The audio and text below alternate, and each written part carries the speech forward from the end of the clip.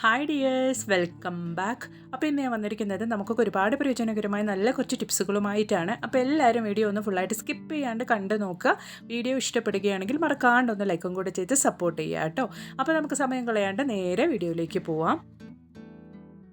അപ്പോൾ നമുക്ക് നമ്മുടെ ആദ്യത്തെ ടിപ്പൊന്ന് കണ്ടു നോക്കാം. നമ്മൾ ഇതുപോലെ ബൗളിൽ ഒരു സ്പൂണൊക്കെ ഇട്ട് വെക്കുന്ന സമയത്ത് ഇതുപോലെ അതങ്ങ് ഇറങ്ങിപ്പോകും. നമ്മളൊരു ചട്നിയോ അല്ലെങ്കിൽ എന്തെങ്കിലും കറിയൊക്കെ എടുക്കാൻ വേണ്ടിയിട്ട് ഈ സ്പൂൺ ഇതുപോലെ വെക്കുന്ന സമയത്ത് നമുക്ക് ഇതുപോലെ ഒരു റബ്ബർ ബാൻഡ് ആ ഒരു സ്പൂണിൻ്റെ മുകളിലേക്കായിട്ട് ഇതുപോലെ ഒന്ന് ഇട്ട് കൊടുത്തതിന് ശേഷം നിങ്ങൾ ആ ഒരു ബൗളിലേക്ക് വെച്ച് കൊടുക്കുകയാണെങ്കിൽ ഒരു ഗ്രിപ്പോട് കൂടി ആ ഒരു സ്പൂണ് നമ്മൾ വെക്കുന്നിടത്ത് നിന്നോളും. അപ്പോൾ ഒരു നല്ലൊരു ടിപ്പാണ്, ട്രൈ ചെയ്ത് നോക്കുക കേട്ടോ. അപ്പോൾ നിങ്ങൾക്ക് കണ്ടാലറിയാം ഇപ്പോൾ ആ ഒരു സ്പൂണ് നമ്മൾ എവിടെ വെക്കുന്നോ അവിടെ തന്നെ നിൽക്കുന്നുണ്ട്. അപ്പോൾ ഇതുപോലെ ഒന്ന് ട്രൈ ചെയ്ത് നോക്കുക. അപ്പോൾ ഇനി നമുക്ക് നമ്മുടെ അടുത്ത ടിപ്പൊന്ന് കണ്ടു നോക്കാം. അതിനുവേണ്ടി ഞാനൊരു പാത്രത്തിലേക്ക് കുറച്ച് വെള്ളമാണ് ഒഴിച്ചു കൊടുക്കുന്നത്.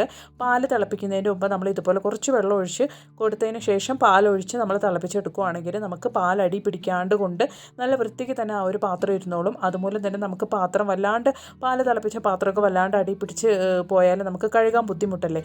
അപ്പോൾ നമുക്കിങ്ങനെ കുറച്ച് വെള്ളം ഒഴിച്ച് അതിൻ്റെ മേലെ പാലൊഴിച്ച് തിളപ്പിക്കുകയാണെങ്കിൽ അടി പിടിച്ചൊന്നും പോവില്ല. അപ്പോൾ ഉറപ്പായിട്ട് നിങ്ങൾ ഈ ഒരു ടിപ്പൊന്ന് ട്രൈ ചെയ്ത് നോക്കുക. അതുപോലെ തന്നെ പാൽ പാത്രത്തിൻ്റെ മുകളിലായിട്ട് കുറച്ച് ഓയിൽ ഇതുപോലെ ഒന്ന് നിങ്ങൾ പുരട്ടി കൊടുക്കുക കേട്ടോ. ഞാനിവിടെ കുറച്ച് നെയ്യാണ് എടുത്ത് തേച്ച് കൊടുക്കുന്നത്.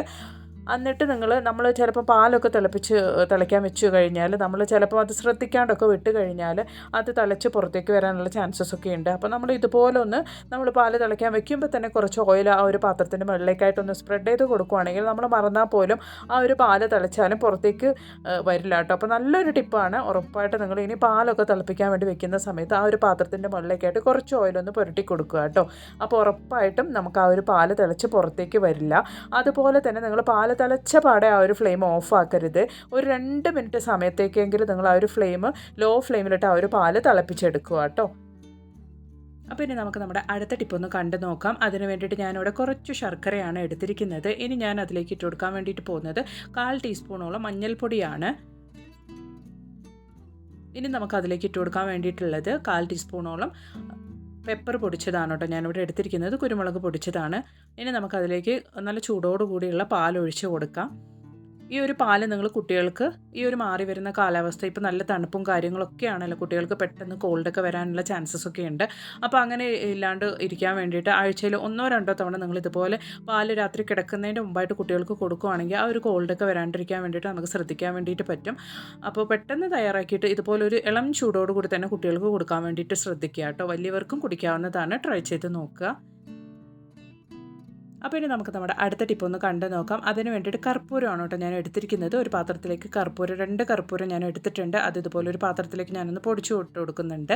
ഇനി ഞാൻ ഒഴിച്ചു കൊടുക്കുന്നത് വിനീഗറാണ്.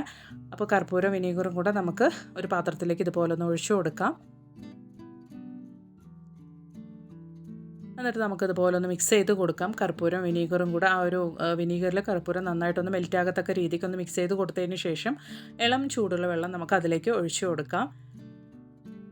അപ്പോൾ ഈ ഒരു സൊല്യൂഷൻ നമുക്ക് വീട് തുടയ്ക്കാൻ വേണ്ടിയിട്ടും അതുപോലെ തന്നെ നമ്മുടെ ഗ്യാസ് സ്റ്റോപ്പ്, നമ്മുടെ കിച്ചണിലുള്ള കൗണ്ടർ ടോപ്പ് ഒക്കെ നമുക്ക് തുടയ്ക്കാൻ വേണ്ടിയിട്ട് ഇത് ഉപയോഗിക്കാം. നമ്മൾ വീട്ടിൽ തറയൊക്കെ തുടയ്ക്കുന്ന സമയത്ത് ഈ ഒരു സൊല്യൂഷൻ കുറച്ച് ഒഴിച്ച് നമ്മൾ തറയൊക്കെ തുടയ്ക്കുകയാണെങ്കിൽ നമുക്ക് ഉറുമ്പ് ശല്യം, അതുപോലെ തന്നെ ചെറിയ ഈ പൊടിയീച്ചകൾ, ഫ്രൂട്ട് സീസൺ കാരണമൊക്കെ വരുന്ന ചെറിയ പൊടിയീച്ചകളുടെ ശല്യമൊന്നും നമുക്ക് ഉണ്ടാവില്ല. ഈ ഒരു സൊല്യൂഷൻ കൊണ്ട് നമ്മൾ കിച്ചൻ്റെ സ്ലാബ് അതുപോലെ തന്നെ ഗ്യാസ് സ്റ്റോപ്പൊക്കെ തുടയ്ക്കുകയാണെങ്കിൽ കിച്ചണിൽ ചെറിയ പാറ്റകളുടെയും പല്ലികളുടെ ശല്യം ഒന്നും ഉണ്ടാവില്ല. ട്രൈ ചെയ്ത് നോക്കുക കേട്ടോ.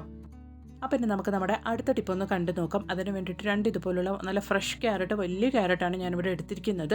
അതൊന്ന് നമുക്ക് കഴുകി വൃത്തിയാക്കി എടുക്കാം. അപ്പോൾ ഞാനിവിടെ റെഡിയാക്കാൻ വേണ്ടിയിട്ട് പോകുന്നത്, ഇപ്പോൾ നല്ല തണുപ്പ് സമയമാണല്ലോ, നമ്മുടെ കൈകാലൊക്കെ നന്നായിട്ട് വരണ്ട് ഉണങ്ങിയിരിക്കുന്ന ഒരു സമയമാണ്. അപ്പോൾ കടയിൽ നിന്ന് നമുക്ക് കണ്ട ലോഷനും കാര്യങ്ങളൊക്കെ വാങ്ങി യൂസ് ചെയ്യുന്നേക്കാളും നമുക്ക് വീട്ടിൽ തന്നെ നല്ലൊരു റെമഡി, അതുപോലെ തന്നെ ഈ ഒരു റെമഡി കൊണ്ട് നമുക്ക് നമ്മുടെ കൈകാലൊക്കെ നല്ല കളറാകും. കുട്ടികൾക്കൊക്കെ ആണെങ്കിൽ നന്നായിട്ട് കളറൊക്കെ വെക്കാൻ വേണ്ടിയിട്ടുള്ള നല്ലൊരു റെമഡിയാണ് നമ്മളിവിടെ ഈ ഒരു ക്യാരറ്റ് കൊണ്ട് റെഡിയാക്കാൻ വേണ്ടിയിട്ട് പോകുന്നത്. അപ്പോൾ ഞാൻ ആ 2 ക്യാരറ്റ് നന്നായിട്ടൊന്ന് ഗ്രേറ്റ് ചെയ്തെടുത്തിട്ടുണ്ട്. അപ്പോൾ നിങ്ങൾക്ക് വേണമെങ്കിൽ ഇതൊന്ന് ജസ്റ്റ് ഒന്ന് മിക്സിയിലിട്ടൊന്ന് കറക്കിയെടുക്കാവുന്നതാണ്. ഞാനിവിടെ ഗ്രേറ്റ് ചെയ്ത് ഇതുപോലെ തന്നെയാണ് ഉപയോഗിക്കാൻ വേണ്ടിയിട്ട് പോകുന്നത്.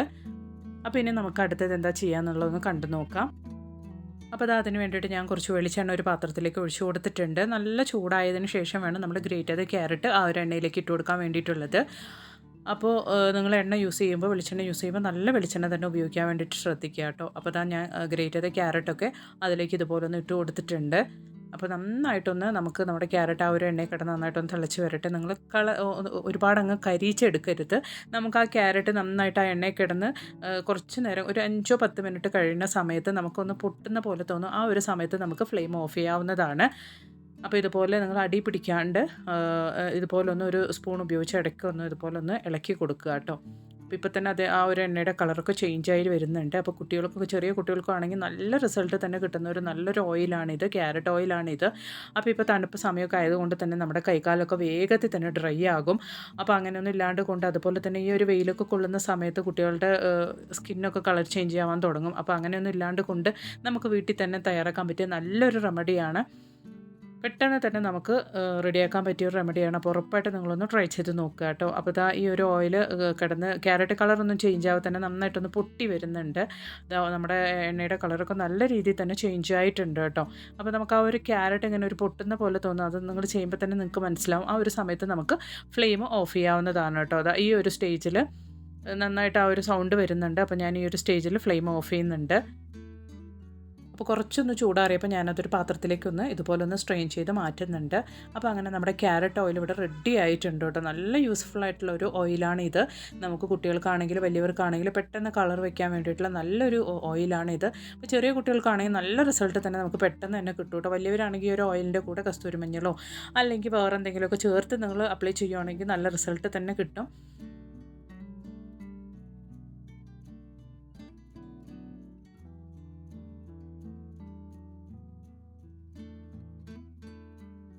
ഇനിയുള്ള ദിവസങ്ങൾ നമുക്ക് നല്ല തണുപ്പുള്ള സമയമാണ്. അതുപോലെ തന്നെ നമുക്ക് നമ്മുടെ സ്കിന്നൊക്കെ നമ്മുടെ കൈക്കാലൊക്കെ ഡ്രൈ ആവാൻ തുടങ്ങും, ഫേസൊക്കെ ഡ്രൈ ആവാൻ തുടങ്ങും. അപ്പോൾ അങ്ങനെയൊന്നും ഇല്ലാണ്ട് കൊണ്ട് രാത്രി നമ്മൾ ഉറങ്ങുന്നതിന് മുമ്പായിട്ട് ഇത് നന്നായിട്ട് അപ്ലൈ ചെയ്ത് കിടക്കുവാണെങ്കിൽ നമുക്ക് നല്ല റിസൾട്ട് കിട്ടും. നല്ല കളർ വയ്ക്കും, സ്കിന്നൊന്നും ഡ്രൈ ആവാണ്ട് നമുക്ക് സൂക്ഷിക്കാൻ വേണ്ടിയിട്ട് പറ്റും കേട്ടോ. അപ്പോൾ പെട്ടെന്ന് നമുക്ക് ചെയ്യാൻ പറ്റിയ നല്ലൊരു ക്യാരറ്റ് ഓയിലാണ്. നിങ്ങൾ ഉണ്ടാക്കുന്ന സമയത്ത് നല്ല വെളിച്ചെണ്ണ കൊണ്ട് തന്നെ ഉണ്ടാക്കാൻ വേണ്ടി ശ്രദ്ധിക്കുക. നല്ല ഫ്രഷ് ക്യാരറ്റ് തന്നെ ഉപയോഗിക്കാൻ വേണ്ടിയിട്ട് നോക്കുക കേട്ടോ. അപ്പോൾ ഉറപ്പായിട്ട് നിങ്ങൾ ട്രൈ ചെയ്ത് നോക്കിയിട്ട് നിങ്ങളുടെ വിലയേറെ അഭിപ്രായങ്ങളൊന്ന് കമൻറ്റ് ബോക്സിലിട്ട് അറിയിക്കുകയും കൂടെ ചെയ്യുക കേട്ടോ. അപ്പോൾ ഇനി നമുക്ക് നമ്മുടെ അടുത്ത ടിപ്പിലേക്ക് കിടക്കാം. അതിന് വേണ്ടിയിട്ട് ഞാനൊരു 3/4 ടീസ്പൂണോളം പൊടിയുപ്പാണ് എടുത്തിരിക്കുന്നത്. ഇനി ഞാൻ അതിലേക്ക് ഇട്ട് കൊടുക്കാൻ വേണ്ടിയിട്ട് പോകുന്നത് കർപ്പൂരമാണ്. ഞാനിവിടെ എടുത്ത അളവിലേക്ക് ചെറിയൊരു കർപ്പൂരമാണ് എടുത്തിട്ടുള്ളൂ. അത് നമുക്ക് ഇട്ട് കൊടുക്കാം. ഇനി നമുക്കതിലേക്ക് ചേർത്ത് കൊടുക്കാൻ വേണ്ടിയിട്ടുള്ളത് കുറച്ച് ഗോതമ്പ് പൊടിയാണ്. അപ്പോൾ ഗോതമ്പ് പൊടിക്ക് പകരം നിങ്ങൾക്ക് അരിപ്പൊടിയോ അല്ലെങ്കിൽ കടലമാവോ എന്ത് വേണമെങ്കിലും ഉപയോഗിക്കാവുന്നതാണ്. അപ്പോൾ ഞാനിവിടെ ഉപയോഗിച്ചിരിക്കുന്നത് ഗോതമ്പ് പൊടിയാണ്. ഇനി ഞാൻ അതിലേക്ക് ഒഴിച്ചു കൊടുത്തിരിക്കുന്നത് വിനീഗറാണ് കേട്ടോ. ഒട്ടും തന്നെ വെള്ളമില്ലാണ്ട് നമുക്ക് ആ ഒരു വിനീഗറിൽ തന്നെ നമുക്ക് ഈ ഒരു ഇത് കുഴച്ചെടുക്കാനുണ്ട്.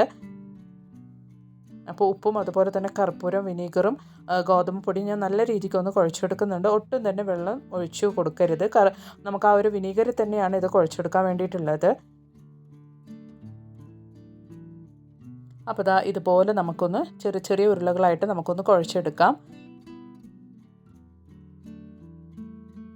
എന്നിട്ട് അതിൻ്റെ ഒരു ഭാഗം നമുക്കിത് ചെറിയ ഉരുളകളായിട്ട് ഇതുപോലെ കയ്യിലൊന്ന് വെച്ച് നമുക്കിതുപോലെ ഒന്ന് പ്രസ് ചെയ്ത് കൊടുത്തതിന് ശേഷം അതിൻ്റെ ഉള്ളിലേക്കായിട്ട് നമുക്കൊരു കോട്ടൺ വെച്ച് കൊടുക്കാം. കോട്ടൺ നമുക്ക് വെച്ച് കൊടുത്ത് അതും കൂടെ ചേർത്ത് നമുക്ക് നന്നായിട്ട് ചെറിയ ചെറിയ ഉരുളകളായിട്ട് നമുക്ക് ഈ ഒരു റെമഡി നമുക്ക് റെഡിയാക്കാം.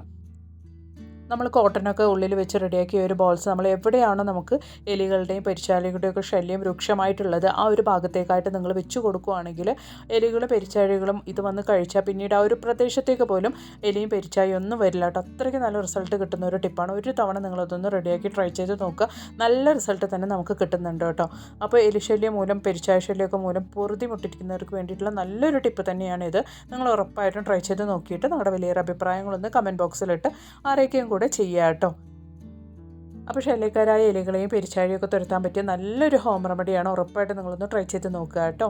അപ്പോൾ ഇനി ഒരു പുതിയ വീഡിയോ ആയിട്ട് നിങ്ങളുടെ അടുത്തേക്ക് വരുന്നത് വരയ്ക്കും എല്ലാവർക്കും ബൈ. Thanks for watching.